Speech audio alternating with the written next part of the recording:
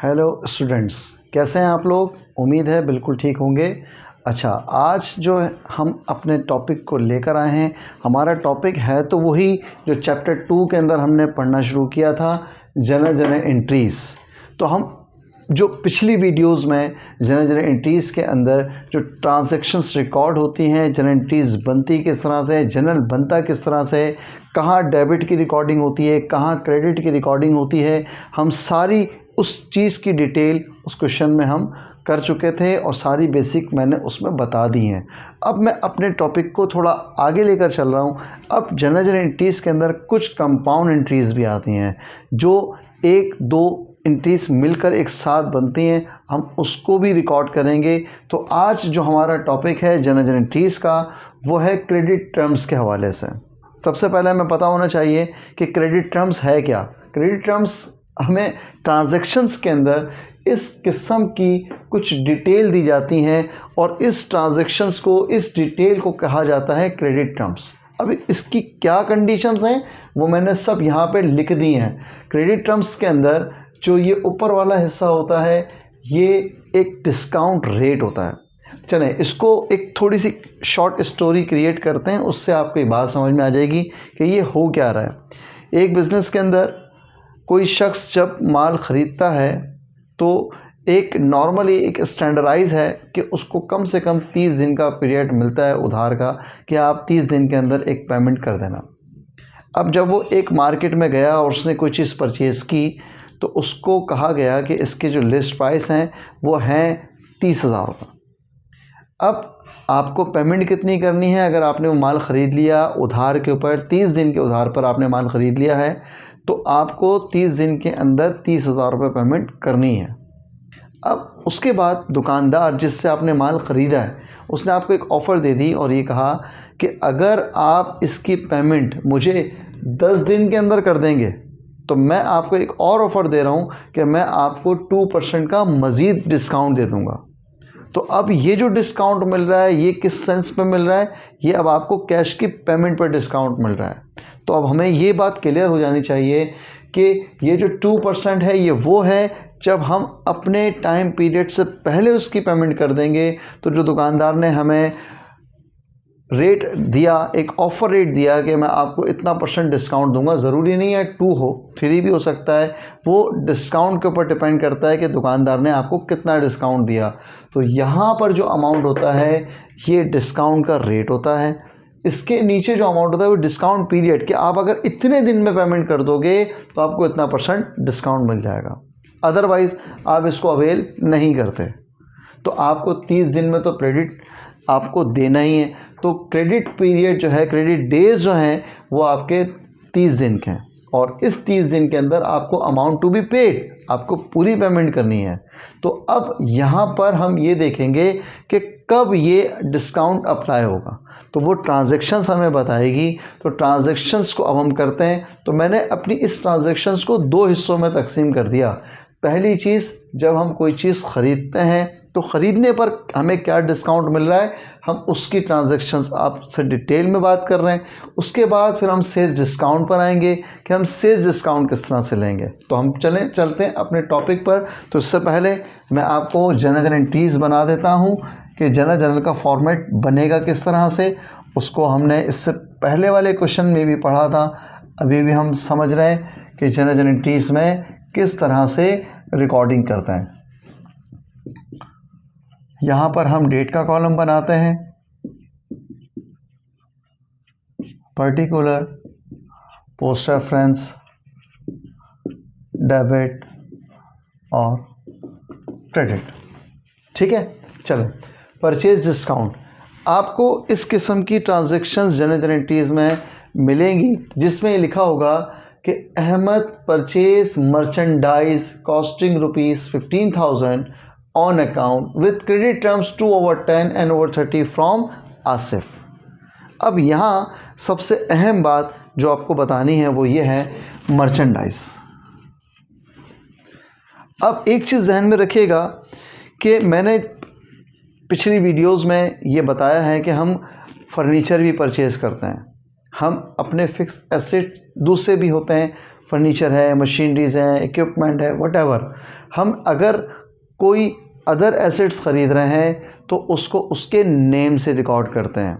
लेकिन मर्चेंडाइज़ के कुछ अपने मिजाज हैं। मर्चेंडाइज़ को हम रिकॉर्ड करते हैं उसके नाम से नहीं, हम उसको रिकॉर्ड करेंगे परचेजेस के नाम से। इसलिए क्योंकि मर्चेंडाइज़ बिज़नेस का वो एसेट होता है जिस चीज़ का हम बिज़नेस करते हैं। अब हम किसी एक प्रोडक्ट का बिज़नेस कर रहे हैं तो हमारे लिए उसको समझना आसान है। जैसे मिसाल के तौर पर अगर हमारा मेडिकल का बिज़नेस है तो मेडिकल के अंदर कोई एक प्रोडक्ट पे तो काम नहीं होगा ना, मेडिकल में कई प्रोडक्ट्स हमें रखनी पड़ती हैं। तो अब हम सबके नेम तो लिखने से रहे, या जब हम मार्केट जाएंगे तो किसी एक प्रोडक्ट को तो ख़रीदने नहीं जाएंगे। हम जब मार्केट जाते हैं तो बहुत सारी प्रोडक्ट एक साथ खरीद के लेकर आते हैं। तो बिज़नेस के अकॉर्डिंग हम जब कोई माल ख़रीदते हैं बेचने के मकसद से तो हम उसको मर्चेंडाइज़ कंसिडर करते हैं। और जब हम उसको जेनेंट्रीज़ में रिकॉर्ड करेंगे तो इसके मिजाज के मुताबिक रिकॉर्ड करेंगे कि वो कहता है कि जब भी आप मर्चेंडाइज़ ख़रीदोगे तो आप उसको मर्चेंडाइज़ नहीं लिखोगे, आप उसको परचेजेस लिखोगे।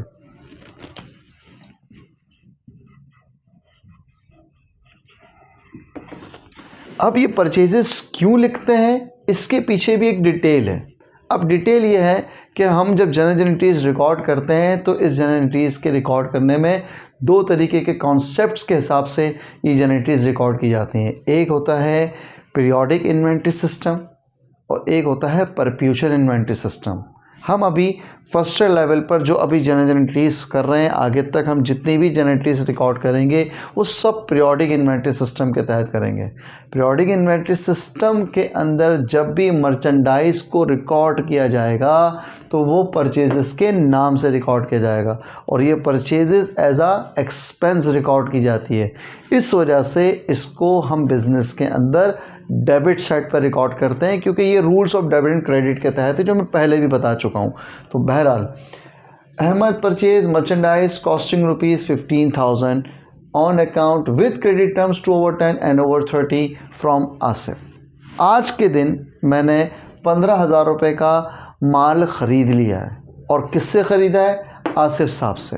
और इसमें क्रेडिट टर्म्स अभी दे दी हैं। तो अभी हम जो इस ट्रांजैक्शन की बात कर रहे हैं तो इस ट्रांजैक्शन में इस क्रेडिट टर्म्स का कोई लेना देना नहीं है। सिर्फ आपको बता दिया गया है कि अगर आप 10 दिन में पेमेंट कर देंगे तो हम 2% का आपको डिस्काउंट दे देंगे। लेकिन आज माल ख़रीद रहे हैं तो आज कैसे रिकॉर्ड करेंगे? आज रिकॉर्ड करने का जो तरीका होगा वो सिंपल ये होगा कि अहमद ने मर्चेंडाइज़ परचेज़ की है तो मर्चेंडाइज़ रिकॉर्ड परचेजेस के नाम से करेंगे। तो परचेजेस डेबिट 15,000 और ली किससे है? आसिफ साहब से। तो आसिफ साहब हमारे क्रेडिटर्स हैं जिनसे हमने उधार पर माल लिया है। और बिज़नेस के अंदर उधार लायबिलिटी जब भी रिकॉर्ड की जाती है उसको क्रेडिट साइड पर रिकॉर्ड किया जाता है अगर बिज़नेस में लायबिलिटी इंक्रीज़ हो रही हो। तो यहाँ पर हमने माल उधार पे ख़रीदा है, बिज़नेस में लायबिलिटी इंक्रीज़ हो रही है, इस वजह से हमने इसको क्रेडिट रिकॉर्ड कर दिया।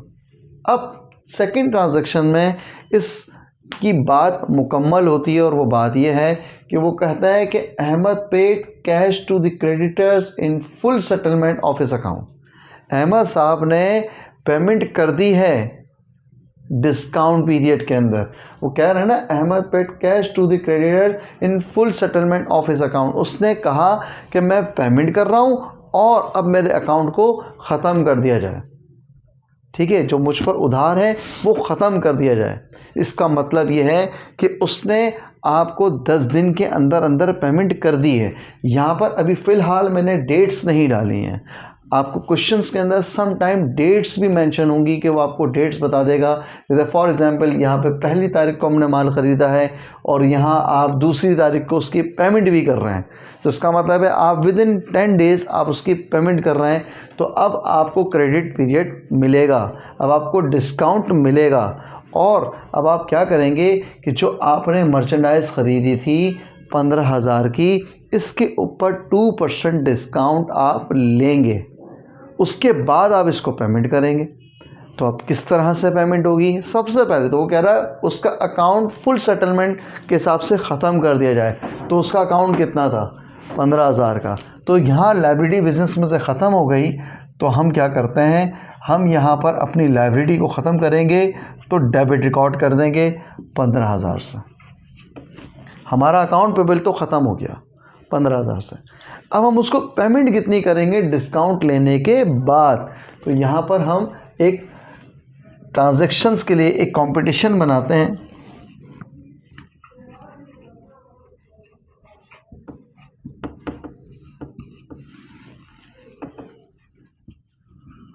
Competition find out discount find out कर रहे हैं। कितनी अमाउंट है 15,000 की, और उसके ऊपर डिस्काउंट मिल रहा है हमें 2%। तो देखें, अब हम बात कर रहे हैं Ahmed paid cash to the creditors in full settlement of his account. तो अहमद साहब ने पूरी पेमेंट कर दी है और कहा है कि मैं 2 तारीख को उसकी पेमेंट कर रहा हूँ। इसका मतलब है 10 दिन के अंदर वो पेमेंट आपको मुकम्मल कर रहा है। तो उसने अपना अकाउंट तो कर दिया ख़त्म 15,000 से। अब उसने डिस्काउंट लिया है 2%। तो 2% का जो डिस्काउंट लिया है तो हम उसको ये कहेंगे कि हम आपको डिस्काउंट देंगे। अकाउंट पेबल आपका 15,000 से डेबिट हो गया, ठीक है। अब आपको पेमेंट कितनी देनी है उसके लिए हम कैलकुलेट करते हैं। 15,000 का 2% बनता है 300 रुपये, ठीक है। तो 15,000 का 2% 300 रुपये। तो अब मैं 300 रुपये नहीं दूंगा, बाकी जो बचेगा वो मैं पेमेंट कर दूंगा, ठीक है। तो मैंने कैश पेमेंट किया है 14,700 रुपये का, और मैं यहाँ पर ले रहा हूँ परचेज़ के ऊपर डिस्काउंट, और वो डिस्काउंट है 300 रुपये का। इस तरह से ये कंपाउंड एंट्री भी हो गई कि एक ही एंट्री में 3 ट्रांजैक्शंस रिकॉर्ड हो गई हैं, मतलब 3 हेड्स ऑफ अकाउंट रिकॉर्ड हो रहे हैं। तो इस तरह की एंट्रीज को कंपाउंड एंट्री भी कहा जाता है।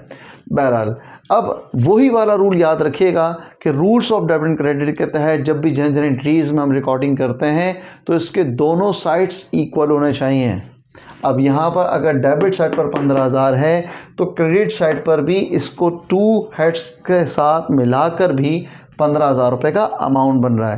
तो ये हमारी ट्रांजैक्शंस रिकॉर्ड हो गई। अकाउंट पेबल 15,000 से डेबिट हो गया क्योंकि अकाउंट पेबल ख़त्म हो गया, और हमने पेमेंट अपने पास से जो दी वो कैश की सूरत में 14,700 रुपये दी, और हमने अपना अकाउंट ख़त्म करवाया। क्यों? क्योंकि हमने वक्त से पहले उसकी अदायगी कर दी थी, तो 300 रुपये हमें डिस्काउंट मिल गया। ये हो गई हमारी वो ट्रांजैक्शन जब हम माल को परचेज़ करते हैं। तो अब हम शिफ्ट होते हैं सेल्स डिस्काउंट की तरफ। तो सेल्स डिस्काउंट में हम क्या करेंगे, सेल्स डिस्काउंट में अब यहाँ जो ट्रांजैक्शंस हैं वो ये है कि अब हम माल को बेच रहे हैं। अब हमारे पास कोई कस्टमर आया है और हम उसको माल बेच रहे हैं, तो किस तरह से रिकॉर्डिंग होगी देखते हैं। Faraz sold merchandise to Ahmed ₹10,000 on account, credit terms were 2/10 and 30। इसका मतलब है कि फराज साहब ने मर्चेंडाइज बेच दी हैं 10,000 रुपये की मिस्टर अहमद साहब को, और उस पर ये कह दिया है कि अगर आप हमें 10 दिन में पेमेंट कर देंगे तो 2% का डिस्काउंट आप ले लीजिएगा, अदरवाइज़ आपने पूरी पेमेंट करनी होगी, और अगर आप 30 दिन में उसकी पेमेंट करते हैं तो। अब देखना ये कि मिस्टर अहमद साहब ने इस डिस्काउंट को अवेल किया है कि नहीं किया। तो पहले तो हम बात करते हैं पहली ट्रांजैक्शन की कि मिस्टर फराज ने हमें माल बेचा है, मिस्टर अहमद को माल बेचा है फराज साहब ने 10,000 रुपये का। तो आज तो माल बिका है ना, और उधार पर बिका है। तो एक चीज़ जिस तरह से मैंने पहले बताया था कि मर्चेंडाइज़ के कुछ अपने मिजाज हैं। जब हम मर्चेंडाइज़ को रिकॉर्ड करते हैं परचेजेस की सूरत में, तो हम यहाँ पर जब हम मर्चेंडाइज़ ख़रीद रहे होते हैं तब हम परचेज़ के नाम से रिकॉर्ड करते हैं। यहाँ पर हम मर्चेंडाइज़ को बेच रहे हैं तब भी मर्चेंडाइज़ को मर्चेंडाइज़ के नाम से रिकॉर्ड नहीं किया जाएगा। अभी यहाँ पर हमने माल को बेचा है, फराज साहब ने अहमद साहब को 10,000 रुपये का माल बेचा है। अभी उन्होंने बिज़नेस में कैश नहीं लिया, क्या करा, मिस्टर अहमद साहब को उधार पर दे दिया। अब उनसे पैसे उनको रिसीव करने, इसका मतलब है कि जो फराज ने अहमद साहब को माल बेचा तो अहमद साहब उसके अकाउंट रिसीवेबल हो गए। तो यहाँ पर अकाउंट रिसीवेबल बिज़नेस का एसेट है,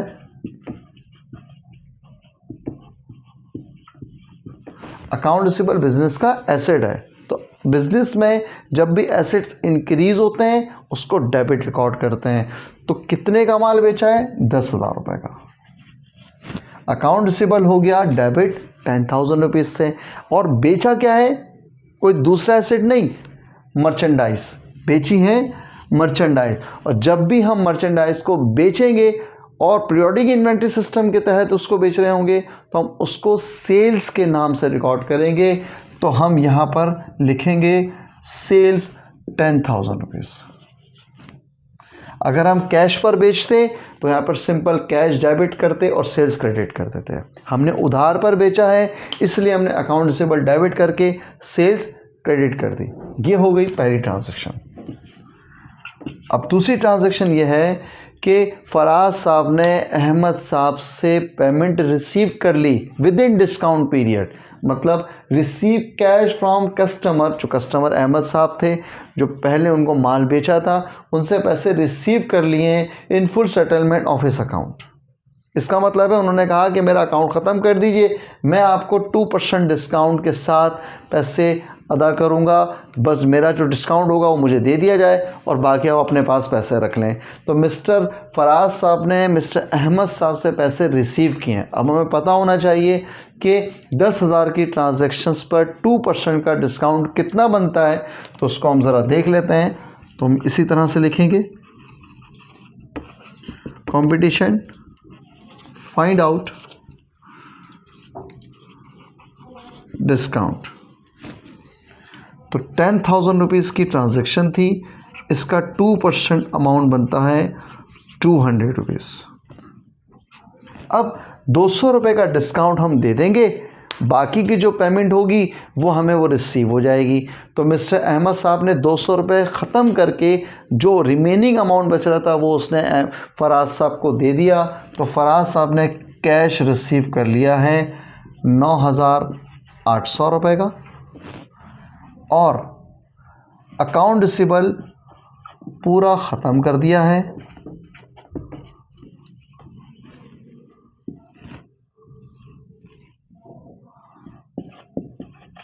$10,000 से। अब ये एंट्री देखें बैलेंस नहीं है, क्यों? क्योंकि rules of debit and credit के तहत, जनरल एंट्रीज के तहत जो अमाउंट डेबिट पर होगा वही अमाउंट क्रेडिट पर होना चाहिए। तो अब बीच में डिफरेंस किस साइड पर है? डेबिट साइड पर डिफरेंस है। कितने का डिफरेंस है? 200 का डिफरेंस है। तो ये 200 वही जो डिस्काउंट मिला था, इसलिए हम इसको यहाँ कहेंगे सेल्स डिस्काउंट। मैं इसको थोड़ा सा नीचे कर देता हूँ ताकि आपको बात इजीली समझ में आ जाए। सेल्स डिस्काउंट 200 और यहाँ अकाउंट रिसीवेबल 10,000 रुपीज़ से। तो इस तरह से हमें ये बात भी समझ में आ गई कि जब हम माल बेच रहे होंगे और माल में जब हमें डिस्काउंट देना पड़ेगा तो क्या होगा। तो अब हमने यहाँ पर ये देख लिया कि जब हम सेल्स डिस्काउंट देंगे तो उसको डेबिट पे रिकॉर्ड करेंगे। पिछले हमने टॉपिक पर ये डिस्कस किया कि परचेज डिस्काउंट पर जब डिस्काउंट मिलेगा तो परचेज डिस्काउंट को हम क्रेडिट रिकॉर्ड करेंगे। तो उम्मीद है कि आपको मेरी ये बात बहुत डिटेल में समझ आ गई होगी और इस ट्रांजैक्शंस को आप एक बार इसको डिटेल में समझ लें। आगे चल के जब भी इस किस्म की कोई डिस्काउंट पीरियड के अंदर, क्रेडिट टर्म्स की पीरियड में कभी कोई एंट्री आएगी तो आपको परेशानी का सामना नहीं होगा।